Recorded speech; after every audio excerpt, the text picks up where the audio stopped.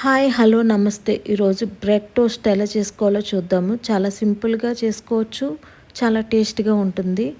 మన ఇంటికి ఎవరైనా చుట్టాలు వస్తే 5 మినిట్స్లో చేసి పెట్టేయచ్చు అనమాట ఈ స్వీట్స్. మనం డ్రై ఫ్రూట్స్ అన్ని చిన్న చిన్న ముక్కలుగా కట్ చేసుకొని పక్కన పెట్టుకోవాలి. ఒక బౌల్లో 1/2 లీటర్ పాలు వరకు వేసుకొని మరిగించుకోవాలి. అవి మరిగిన తర్వాత 5 స్పూన్స్ వరకు షుగర్ యాడ్ చేసుకొని పక్కన పెట్టుకోవాలి.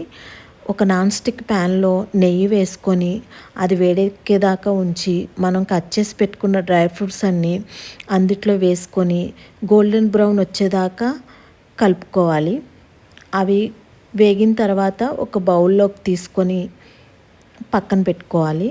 అదే నాన్ స్టిక్ ప్యాన్లో కొంచెం నెయ్యి వేసుకొని బ్రెడ్ని 2 సైడ్స్ రోస్ట్ చేసుకోవాలి. రోస్ట్ చేసుకున్న తర్వాత మనం పక్కన పెట్టుకున్న పాలని ఆ బ్రెడ్ మీద వేసుకోవాలి.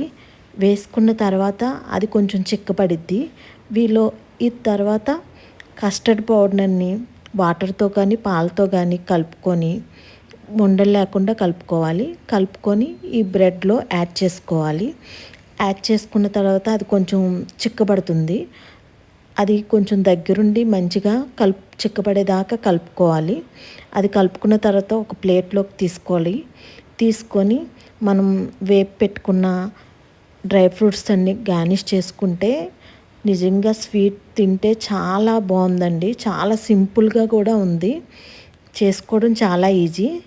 సబ్స్క్రైబ్.